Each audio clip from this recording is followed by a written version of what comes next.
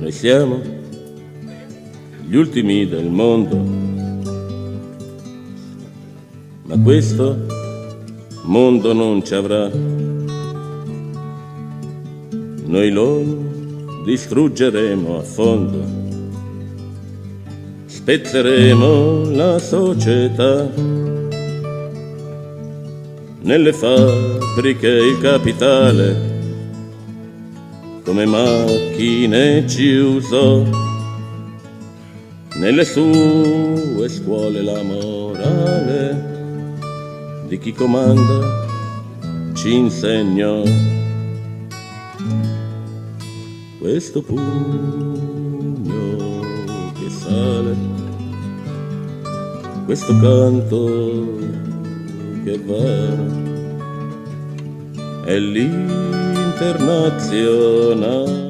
Bé, moltes gràcies. Bona nit, buenas noches. Voy a seguir con la tónica de dirigirme a vosotros en castellano, puesto que hay gente que así va a poder seguir mis palabras. Se me ha pedido que hable, por decirlo así, de la eventual evolución de Manolo de Hegel a Gandhi, del movimiento por la paz al cuasi pacifismo. Para hacerlo y ser fiel a lo que se nos ha pedido, aprovechar para hablar de la obra, de la tarea y del compromiso de Manolo, y también desde una lectura actual de lo que podemos aprender, con estéreo igual es demasiado, de lo que podemos aprender, me ha parecido que la mejor forma de hacerlo era ordenar mi intervención en tres apartados, no por ninguna razón dialéctica, en este caso, etcétera. Uno sobre qué tomar de su compromiso social, de su participación en movimientos sociales, que es la parte, si queréis, más biográfica, y con una reflexión 20 años después.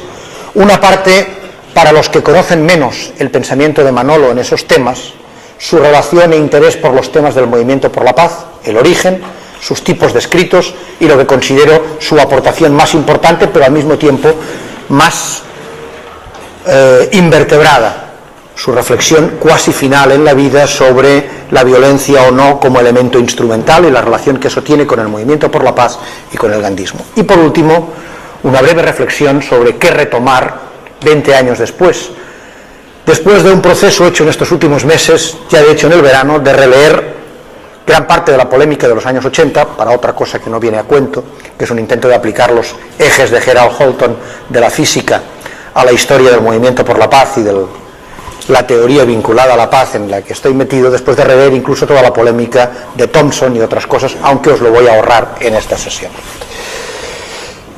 En mi opinión, del compromiso de Manolo con los movimientos sociales, con ese compromiso social y partiendo de vivencias, podemos entender varias cosas. Primero, cómo sigue la propia evolución del CAN, del Comité Antinuclear de Cataluña, cuando empieza, y aquí hay otras personas que estuvieron muy activas en ese momento, como Josep, como Enrico, otros muchos, empieza a ver esa reflexión sobre lo antinuclear vinculado a lo militar y lo antinuclear vinculado con el movimiento por la paz, o la aparición en mientras tanto, a partir del número 2, con una nota editorial de Miguel Candel, y luego en el número 4, con dos aportaciones de Manuel Sacristán, de la aparición del color, Víctor y otros llamaron a eso así el color blanco, la aparición del color blanco en la revista, para acabar con el arco iris, digamos, que representaría el interés por los problemas nuevos, por las sensibilidades nuevas, o por nuevas maneras de entender el compromiso emancipatorio.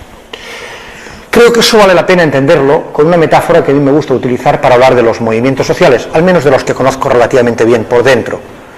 El que tiene que ver con el 0,7%, con el desarrollo, el movimiento por la paz y el movimiento ecologista. Los movimientos sociales se describen perfectamente como una ballena. Tienen periodos enormemente visibles, cuando la ballena emerge para respirar, y momentos muy largos en que la ballena está sumergida, puede respirar mucho tiempo bajo el agua y no vemos prácticamente nada.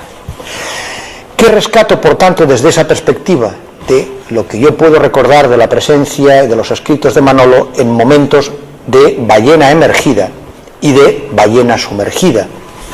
Primero, Can Serra. Fue mi primer contacto más directo con Manuel Sacristán, de la mano de Toni Domènech, que me enredó para trabajar con él y empezar a dar clases en cansara. Creo que nunca he preparado más compulsivamente unas clases que en aquella época, eran prácticamente las primeras, etc. De hecho, leí los volúmenes que no había leído y releí el primero que sí que había leído, la historia del pensamiento socialista de Cole, diversas veces, cuando realmente no era necesario para lo que íbamos a hacer en aquel momento, y de ahí lo que yo aprendí es el sentido de responsabilidad. El compromiso, el mensaje de eso que vais a hacer es muy serio, tenemos que preparar las clases y hay que estar más o menos de acuerdo en lo que vamos a decir. Otra cosa que yo que se aprendí en ese compromiso con movimientos sociales es la humildad. Visto con perspectiva, que alguien como Manolo te preguntara ¿y tú cómo lo ves? ¿Y cómo tratarías ese tema? Era pura y simplemente, desde la perspectiva de alguien que estaba iniciando, que aún no había acabado sus estudios universitarios, algo absolutamente imposible de entender desde otra perspectiva. Pero estuvo siempre presente. Recordaré esa misma pregunta semanas antes de su muerte, después de su presencia en la conferencia en Gijón, dentro de un momento en que había un debate importante y fuerte en la propia revista de Mientras Tanto, etcétera, en aquel momento, estamos hablando del año 85, cuando, visto ya que le iba a ser difícil tener una vida plena y activa y estaba muy cerca la campaña del referéndum por la OTAN, su pregunta, y sabiendo mis limitaciones, ¿qué crees que puedo y debo hacer y sería lo mejor que debo hacer? Y me consta que esa pregunta se la hizo a otras personas en aquellos momentos, etc. Tercera cosa que creo que vale la pena aprender para los movimientos sociales hoy en día: la capacidad del aprendizaje como algo que tiene que ver con paradoja, con provocación. La famosa provocación en la sesión pública con Harish sobre quién había fracasado más, si Lenin o Gandhi, y qué se podía leer de esos dos fracasos. Esa provocación oral que luego suavizó algo en la versión escrita, o mejor dicho, en la versión escrita corregida por él, no en la versión escrita transcrita que se había publicado en el boletín del Comité Antinuclear de Cataluña. Es algo muy cercano a Freire y otras personas. O su capacidad de simpatía y empatía, pero siempre con crítica mordaz en los movimientos en los que militaba, también en la relación intelectual con los amigos y discípulos. Hay que recordar la capacidad de decir las cosas por su nombre, por ejemplo, Trompetas y tambores, uno de sus primeros artículos críticos en este sentido con Vicens Fisas y con el Movimiento por la Paz, donde nos recuerda algo que hoy es el ABC de la resolución de conflictos. La culpabilidad suele estar compartida, pero nunca simétricamente. Y por tanto, le decía Vicens Fisas, no compare usted a los soviéticos con los estadounidenses. Ambos tienen culpabilidades, pero hay diferencias. No podemos decir son exactamente iguales. O sus críticas a las tendencias exageradamente irracionalistas en el movimiento ecologista. No voy a dar el nombre de la revista o de otras personas, etcétera, porque por otro lado creo que han sido importantes en la historia del movimiento ecologista de este país.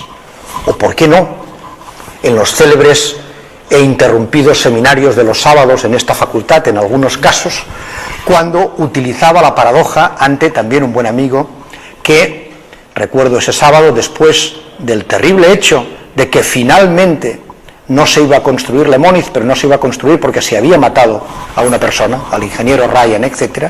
Y en la conversación de sobremesa, después de que una persona había dicho que eso probablemente era necesario, o que al menos lo podía entender, esa misma persona fue luego terriblemente violento con la crueldad de matar a los toros en la fiesta mal llamada nacional, etc.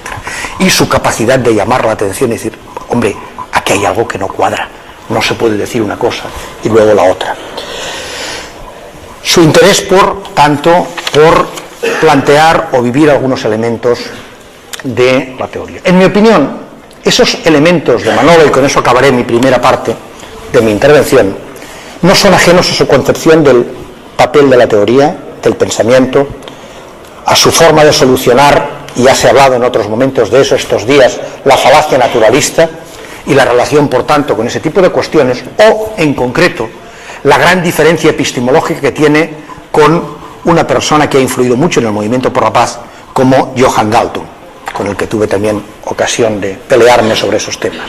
Es lo que algunos autores han denominado, o han hecho el hecho de que Manolo tenía bien presente que Marx acepta la crítica hegeliana al rigorismo ético kantiano y que por tanto plantea que los movimientos sociales, que los movimientos emancipatorios deben establecer un vínculo claro entre el deber ser, lo que plantean como algo a conseguir, con las posibilidades empíricas reales. Es eso que tiene que ver con esa famosa frase de Manolo, muchas veces citada y no tan a menudo utilizada, de que reconocer intelectualmente la realidad no significa reconciliarse moralmente con ella. Más bien, muchas personas hoy reconocen intelectualmente la realidad y ya se reconcilian moralmente con ella. Ese elemento del análisis concreto, de la situación concreta, esa obsesión, perdonad, barro para casa, de siempre tener en cuenta el contexto internacional, la interés por los temas del poder, del papel de los ejércitos, de las Fuerzas Armadas, presente en muchas de las críticas de Manolo.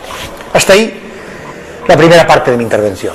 La segunda, más si queréis, para cumplir la función propedéutica que también tienen estas jornadas. Sabiendo que realmente la producción sobre temas de movimiento por la paz de Manolo está entre el año 80 y el 85, la pregunta debería ser: ¿hay algo antes que retomar que valga la pena? Porque, como veremos después, el tiempo no pasa en vano y hay muchas cosas sugerentes de esos textos de Manolo, pero otras que simplemente, como sucede cuando se relee la polémica del exterminismo de Thompson, están periclitadas por el tiempo. Yo creo que es importante recordar que no se inicia en el año 80 la reflexión de Manolo sobre los temas del movimiento por la paz, que hay décadas anteriores. Primero, su interés por los marxistas de formación científico-naturalista. Es verdad que Bernal fue demasiado prosoviético en su acercamiento al tema del peligro de guerra nuclear, pero Manolo conocía a Bernal y conocía ese tipo de preocupaciones, etc. Su interés por la importancia o la relación que hay entre el poder político y el aparato militar, y su interés por, ya desde los años 60, el riesgo de la barbarie vinculada con una guerra termonuclear.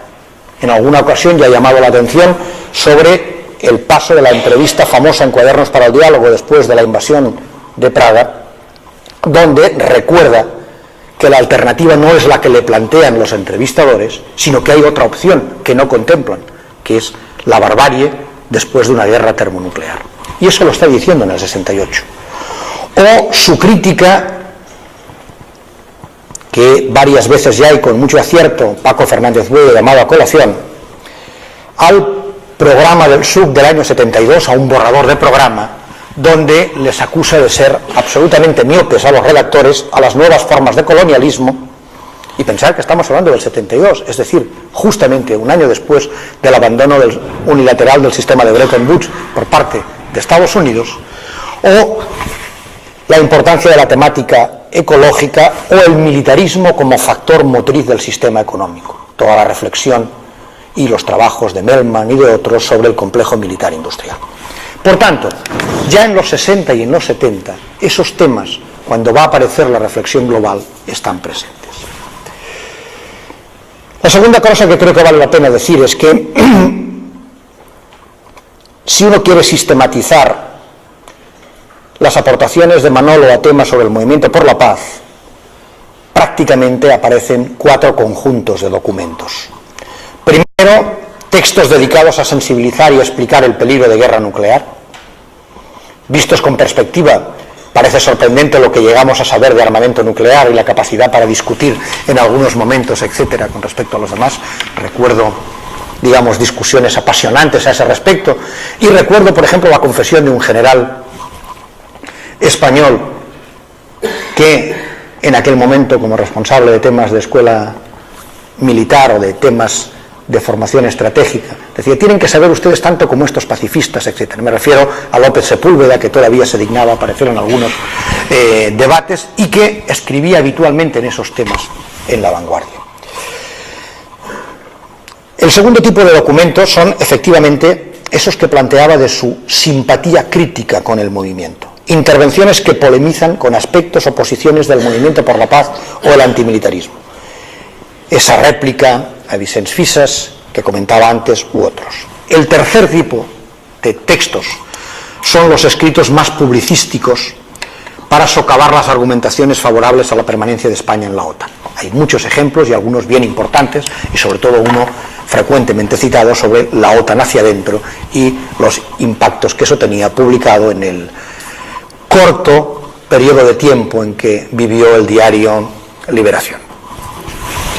Y por último, lo que me parece, en mi opinión, lo más sustantivo, todavía releído 20 años después: los artículos que proponen revisar la tradición revolucionaria a la luz del peligro de las armas de destrucción masiva y la tendencia, digamos, del movimiento por la paz a menospreciar la importancia del aparato militar. Son textos en que Manolo reparte a los dos lados: a la propia tradición, a la tradición revolucionaria, y al movimiento por la paz, por ignorar con cierto buenismo, digamos, la capacidad de resistencia del aparato militar y a menudo a identificarse con el agresor. Sería largo desarrollar todo eso, pero en mi opinión es ahí donde se produce una cierta evolución, en que parece en algún momento que Manolo estaría dispuesto a hablar de que ya no está solo en el movimiento por la paz, es decir, el que está contra algunas guerras o algunos tipos de armas, sino incluso en el pacifismo. En esa reflexión encontramos algunas ideas interesantes sobre su crítica a la Tercera y la Cuarta Internacional, para aceptar la raíz de fondo del antimilitarismo. Y he de decir, viendo la evolución de algunas de las personas que en aquel momento eran críticas y que no aceptaban los textos de Manolo, y dónde están hoy en día, algunos buenos amigos, etcétera, aunque no citaría ninguno, que efectivamente al final esa crítica de Manolo acabó haciendo mella en algunas de esas personas para que revisaran cierta concepción respecto a la concepción instrumental de las guerras y de la violencia, una línea de pensamiento que está presente en Marx y su concepción de la violencia como partera de la historia, pero que tiene una tradición occidental muy fuerte, al menos desde Heráclito, pasando luego por una línea que lleva a Hegel y de Hegel a Marx. Es una concepción también presente en Lenin y en esa lectura peculiar que hizo de Clausewitz, digamos, y de su concepción moderna de la guerra. Quiero recordar en breves momentos qué estaba diciendo Manolo sobre esos temas. Primero, no se podía pensar como el Lenin de agosto de 1915 en polémica con la Internacional Socialista, en que decía que la lucha por la paz, de forma abstracta, o era socialista o no tenía ningún sentido. Recordando aquellos comentarios: por la paz en abstracto están todos. Dígame usted por qué paz está. Y a partir de ahí hay un interés, una reflexión, por un lado, por la no violencia, que le viene de antiguo, de su contacto y su preparación de los textos para la propia idea del pensamiento hindú, y, como él mismo había dicho varias veces, su lectura del importantísimo libro, incomprensiblemente sigue sin estar traducido, de Erik Erikson, sobre Gandhi y la lucha de Gandhi, etcétera, en ese sentido, y que sobre todo tiene que ver, o vemos después, con debates de los últimos años. Como es sabido, la reflexión de Manolo está articulada en torno a la petición del propio Thompson a que reflexione sobre esos temas, que tiene que ver con la llegada de Thompson en el año 84 y luego la segunda en el año 86 para participar activamente en la lucha por el referéndum, y ahí hubo presencia, etc.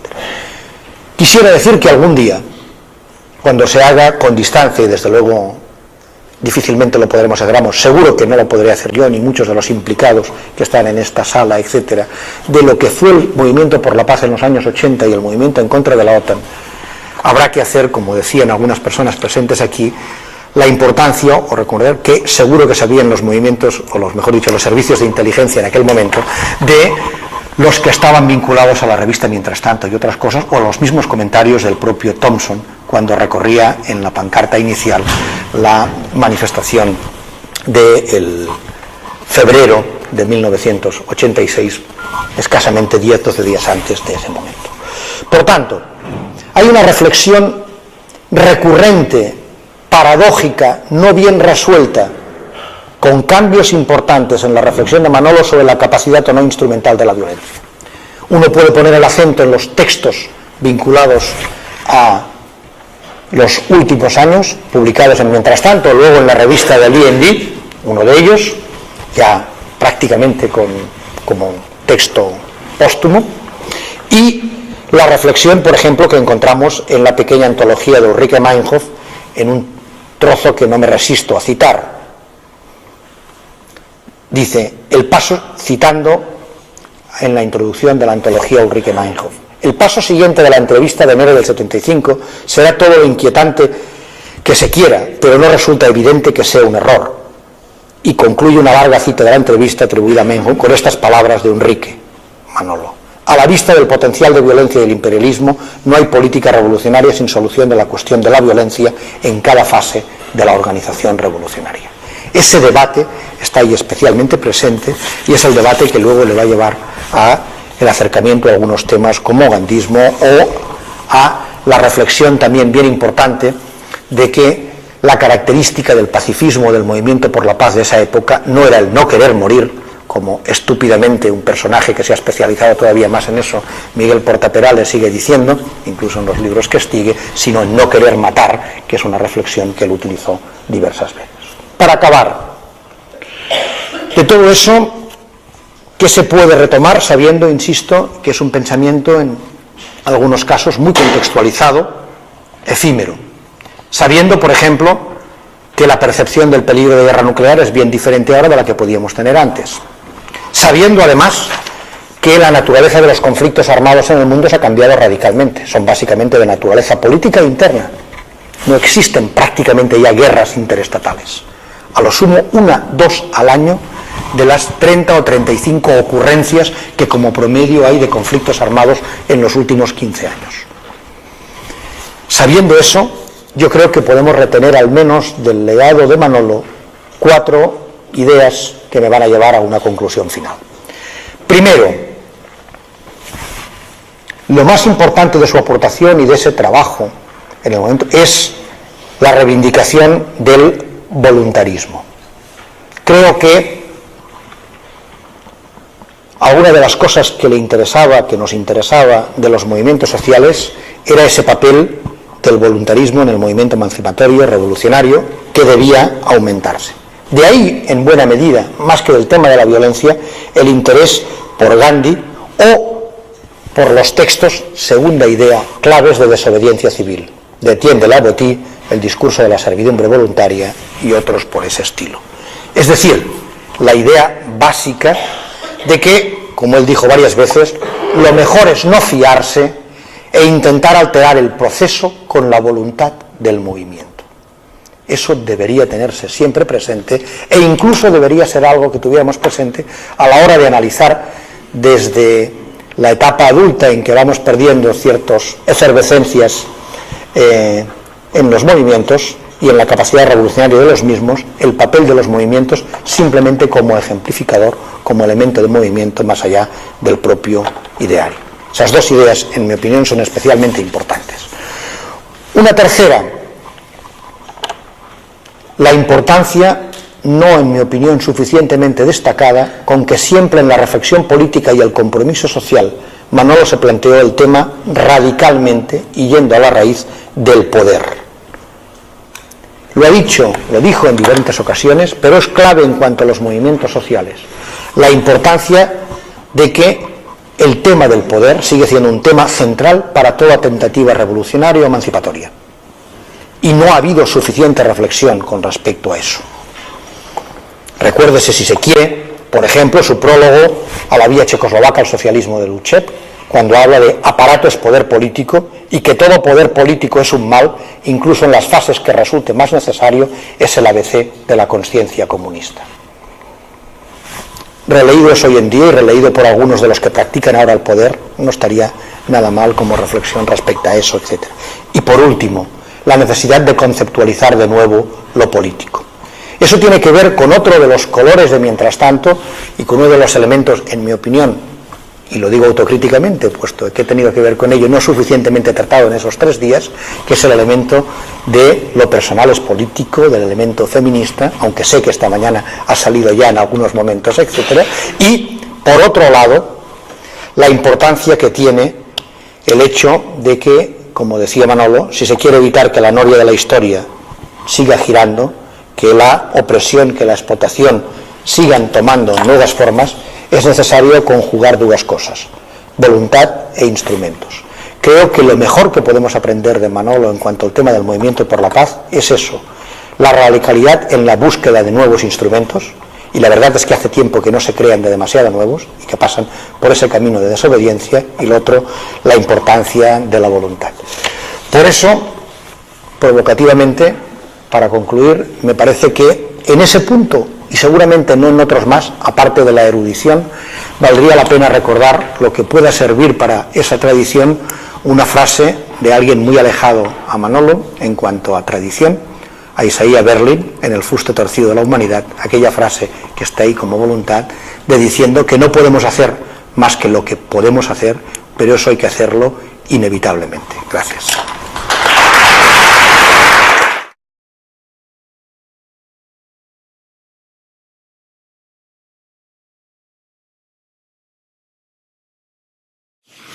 Bueno, yo presumo, por el fondo de tu intervención, especialmente por la segunda parte, que estoy muy en desacuerdo contigo, especialmente cuando decías sobre la Unión Soviética, sobre que podría pensarse que están ahora, fíjate tú, sobre la extinta Unión Soviética. En todo caso, te recomendaría que leyeras ese texto que acaba de, esa conferencia que Salvador Canal acaba de editar junto con otras muy interesantes fuera de nuestro tropo, y como recordaba Paco esta mañana, lo que dijo ahí y lo que dijo en el libro. Pero en cambio, precisamente porque presumo que no estamos en nada de acuerdo respecto de tus motivaciones, el tipo de cosas que te llevaban a decir lo que has dicho al principio, en cambio quiero subrayar que estoy muy de acuerdo contigo. Y tampoco quisiera que eso sonara como una crítica en absoluto a los amigos y compañeros y compañeras de la Fundación de Investigaciones Marxistas que han organizado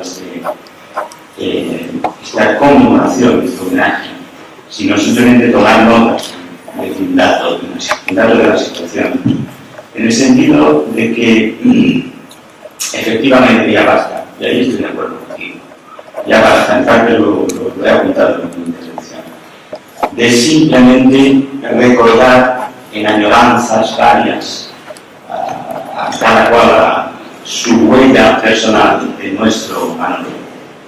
Y lo que debemos hacer, y en parte pues quizá no muy bien en estas dos intervenciones, pero sí en esta intención, lo que deberíamos estar haciendo, en cualquier caso deberíamos hacer en el futuro, es hablar nosotras, entre nosotros y nosotras, sobre la izquierda ahora. Pero este problema, por eso no puede mirar, tomar la palabra cuando vas a decir, ¿y qué venía ahora Manolo? Manolo está muerto. Y Manolo sabía que la gente se muere, lo he dicho al principio. Y quienes debemos hablar de eso somos nosotros ahora, entre nosotros. Y acordarnos de Manolo solo en un sentido. Y es, si encontramos en Manolo, en sus ideas, en su legado, herramientas que nos sean útiles para transitar en el momento en el que estamos y para seguir luchando en los fines que colectivamente decidamos. Seguramente eso es convocarnos a otra cosa en lo moral. Por alusiones a las organizaciones marxistas. La organización de organizaciones marxistas genera diversas actividades, no solamente homenajes. Tiene unas zonas abiertas, normalmente todo el Estado español, y la Fundación Catalana de Investigaciones Marxistas lo hace igual, genera debates que posiblemente la mayoría de la gente no tenga conocimiento. O sea, no solo conmemora, sino que actúa realmente. Son fundaciones vinculadas al Partido Comunista, con lo cual está claro que la labor es cotidiana, simplemente por alusiones, y creíamos que era necesario convocar a la profesor. ¿Estás preparando la intervención? Sí, las cosas. Que propuso una serie de ponentes, una lista de ponentes y una estructura de homenaje. Simplemente.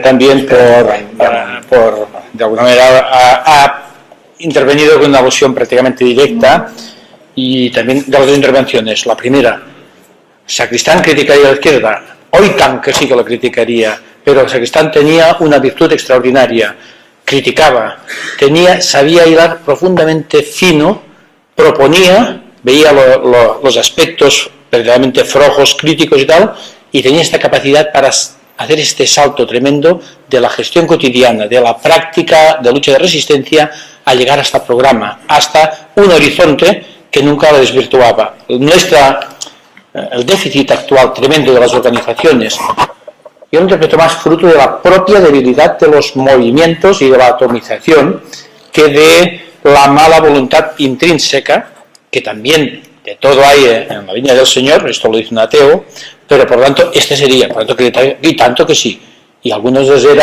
era un lugar para la idea que os he dicho de utilización de herramientas, porque pensamos o queríamos que las cosas existiesen de todo tipo.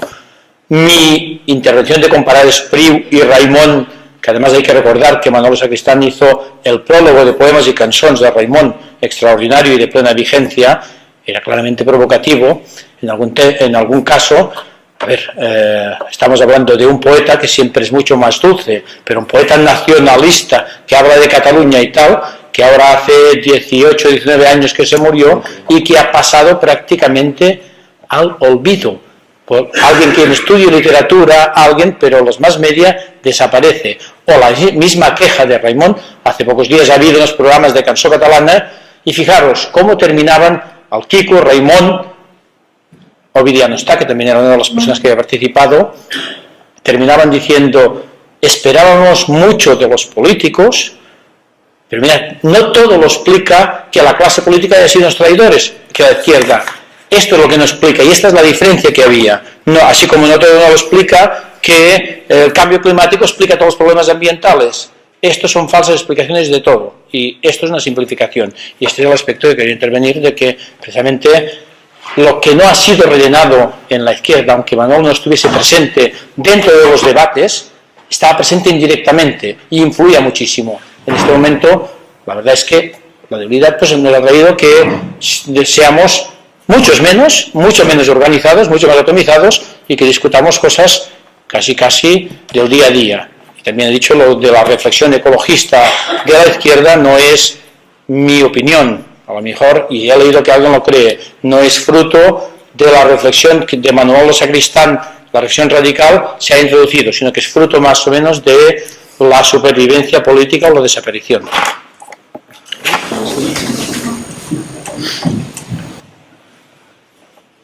Bueno, yo creo que en lo referente a la concepción de la ciencia y la política de la ciencia, o de la tecnociencia, como a veces la llamaba, desde ese ángulo Manuel Sacristán, yo creo que eso es lo único que soy capaz de decir es, yo creo que dio en el clavo, absolutamente. Cuando él nos recordaba que la ciencia es luciferina, es decir, que hace daño a veces, precisamente porque es buena como conocimiento. Si no fuera buena en conocimiento, no podría hacer bien, pero tampoco mal daño. Yo creo que dio en el clavo. Y yo creo que esta beta, digamos, esta manera de ver la crítica de la ciencia, de la tecnociencia, que naturalmente desde el movimiento ecologista pues es uno de los ingredientes fundamentales. Es decir, nosotros estamos luchando contra ese desquiciamiento de las relaciones entre sociedad y naturaleza que ya vio Marx increíblemente en 1867 y que hoy es absolutamente más bien presente y grave que entonces. Y es absolutamente imprescindible que esa lucha se dirija hacia una crítica de las tecnologías que impregnan nuestra vida cotidiana, nuestro modo de producir, nuestro modo de vivir, nuestro modo de movernos, nuestro modo de consumir, que hacen en ese mundo inhabitable e incompatible, por tanto, como Hayek, con bienes intrínsecamente anticomunistas, es decir, que no pueden ser compartidos. Pero en ese sentido, es obvio que el impulso del movimiento ecologista lleva en su seno una crítica de la como una parte fundamental de su tarea. Y sin embargo, y a la vez, creo que hay experiencias recientes suficientemente contundentes que avalan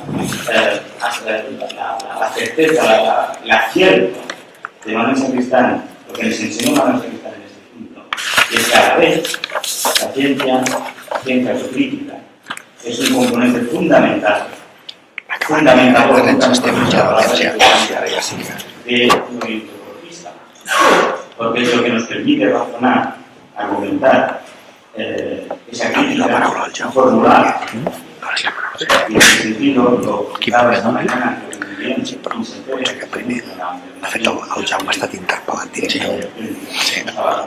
cuando recordaba, por ejemplo, esa pancarta, que estoy seguro, ahí va, no lo voy a decir porque antes significado está, pero bueno, una que me llamó mucho la atención en las manifestaciones, un cuarto de millón de personas en Barcelona, y vecinos y vecinas, gente corriente, trabajadores, pescadores, campesinos, comerciantes, pequeños comerciantes del Delta del Ebro, llegando una pancarta que decía "Polítics escolteu a la comunitat científica". Y de alguna manera considerándonos, me incluyo, como aliados, ¿no? Bueno, yo creo que exactamente este es el punto en el que estamos y, por tanto, trabajando o intentamos en la herencia. Estoy de acuerdo con Juan Parisé, no es nada presente en un sentido consciente, se lee poco o nada a nuestra cristal. Ocurre algo que ya he escrito, que ya he dicho varias veces. Ocurre que mucha gente está aprendiendo, nuevas generaciones que se han incorporado al movimiento antiglobalizador, antimundialista, en nuevos movimientos o movimientos sociales. Están aprendiendo a pensar el mundo con claves que Manuel Sacristán anticipó, Lluvia y León anticiparon hace muchos años, si no lo saben. Claro, ocurre que eso ocurre siempre, yo soy historiador, ha ocurrido tantas veces.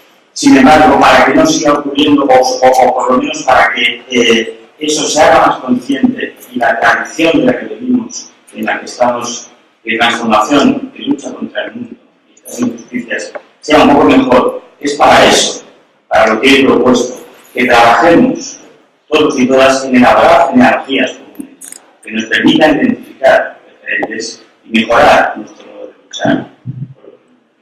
No necesito terminar diciendo que yo sigo siendo un comunista verde, que es lo que me enseñó a ser la lucha cristiana. La cosa es que somos muchos los comunistas verdes y de otro tipo, que ni estamos en un partido comunista, ni vemos hoy el interés de estar en un partido comunista. Sí, tot i que reflexions estem menjant el temps ara, però Jaume també tenia... Sí, no, hi havia una intervenció no, per això. No, Jaume i això sí. En relación con el tema laico, hoy pues, la terminología en relación con eso es mucho más clara que en el siglo XIX. Incluso mucho más clara que cuando entonces, la terminología laico podría entenderse a partir de dos parámetros. Digo, una, alguien como él dice, es laico un partido comunista precisamente porque es marxista, es decir, identifica el marxismo, en este caso con laico, y no al estilo liberal, donde se considera que la esfera de las creencias donde se considera que la esfera de las creencias es estrictamente privada y separada de la vida social. Y desde este punto de vista rechaza el modelo leninista de este laico prescindiendo de la religión. Por lo tanto, eso es una primera precisión, que era el padre. Y una segunda precisión. Es común hoy la distinción entre laicismo y laicidad. Laicismo se entiende aquella postura militantemente, por decirlo de una forma no confesional, y por tanto es la confesionalidad de la no confesionalidad. ¿Vale? Y otra postura que no tiene nada que ver con esta, que se acerca más a lo que hasta ahora hemos dicho por laico, la palabra laicidad en el sentido de neutralidad preideológica, por decirlo de alguna forma, ¿no? Y por lo tanto queremos una escuela laica en el sentido de que no tenga confesionalidad ni en favor ni en contra del hecho religioso, por decirlo de alguna forma.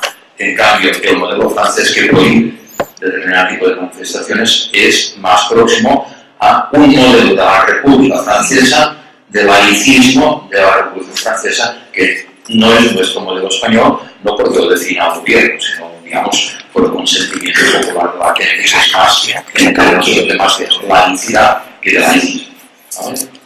Y una segunda decisión, en relación con una intervención que quise, pero voy a ser absolutamente puntual,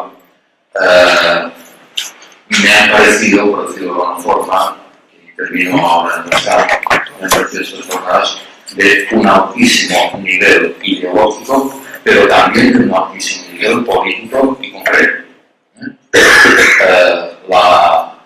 La política no se define únicamente por determinado tipo de consignas, sino se define a partir de lo ideológico.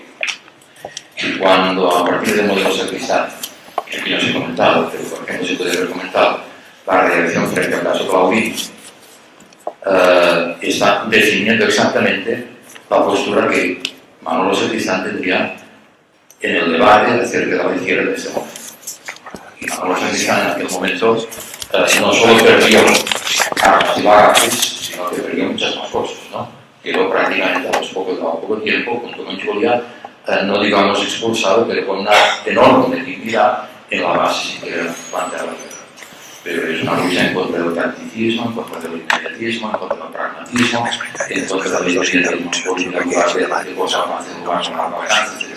Yo creo que son ideas absolutamente de un cabal profundo que son orientadoras hacia el futuro. O sea, de ninguna forma consideraría que esto un homenaje romántico hacia el pasado, sino unas propuestas de actuación a partir de una reflexión política sobre un personaje que sigue orientado.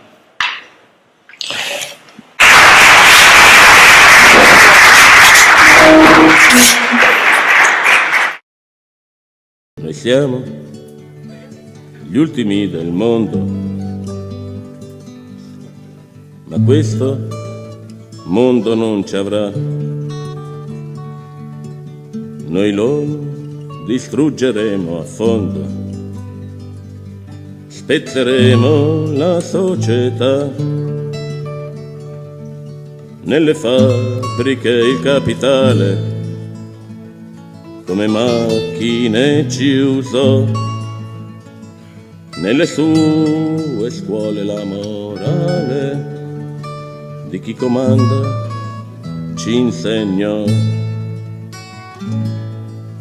Questo pugno che sale, questo canto che va, è l'internazionale, un'altra umanità.